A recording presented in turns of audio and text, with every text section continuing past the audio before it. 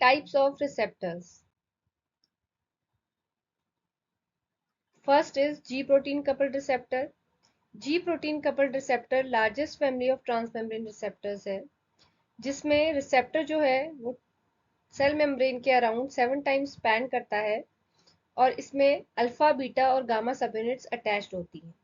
जैसे ही लीगेंड जो है एक्स्ट्रा सेलुलर साइट पे रिसेप्टर के आके बाइंड होता है, वैसे ही रिसेप्टर में स्ट्रक्चरल चेंज आता है और जो अल्फा सब यूनिट होती है रिसेप्टर की वो डी अटैच होती है और डी अटैच होके जो सेकेंडरी पाथवेज है CAMP, IP3 एंड डैग उनको एक्टिवेट करती है और सेलुलर इफेक्ट्स प्रोड्यूस करती है। इसके एग्जांपल्स हैं एड्रेनर्जिक एंड ओपियोइड रिसेप्टर्स।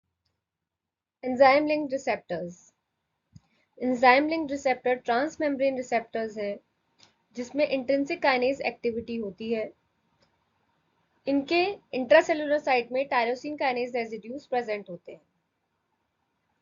जैसे ही लीगेंड आके रिसेप्टर से बाइंड होता है, वैसे ही रिसेप्टर्स का डायमराइजेशन होता है और ऑटोफॉस्फोराइलेशन होता है। ये ऑटोफॉस्फोराइलेशन टायरोसिन रेसिड्यूज का प्रमोट करता है phosphorylation of target proteins.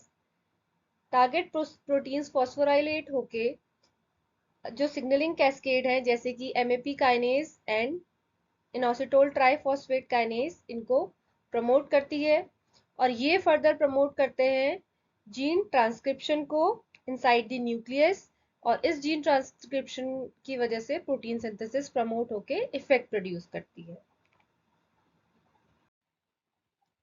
Ion channel linked receptors, इन्हें हम लीगेंड गेटेड आयन चैनल्स भी कहते हैं।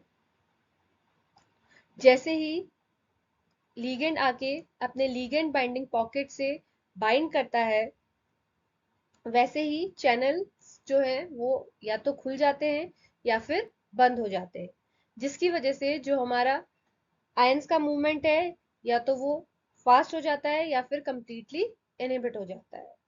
और यही मूवमेंट जो है वो प्रमोट या फिर इनहिबिट होने की वजह से जो सेलुलर एक्टिविटी है वो प्रोड्यूस होती है।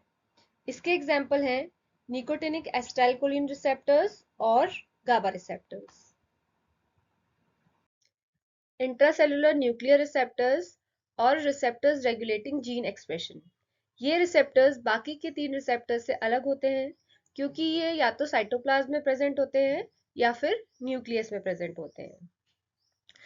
जो लिपिड सॉल्युबल ड्रग्स हैं वही सिर्फ इन रिसेप्टर्स से बाइंड कर सकती है, जैसे कि स्टेरॉयड हार्मोन्स। जैसे ही लीगेंड सेल के अंदर आके रिसेप्टर से बाइंड करता है तो रिसेप्टर्स का डायमराइजेशन होता है और रिसेप्टर लीगेंड कॉम्प्लेक्स न्यूक्लियस के अंदर मूव करता है और जीन ट्रांसक्रिप्शन को प्रमोट करता है, जिससे कि प्रोटीन सिंथेसिस एनहांस हो जाती है। इसके एग्जाम्पल्स हैं ग्लूकोकॉर्टिकॉइड रिसेप्टर्स और थायराइड रिसेप्टर्स।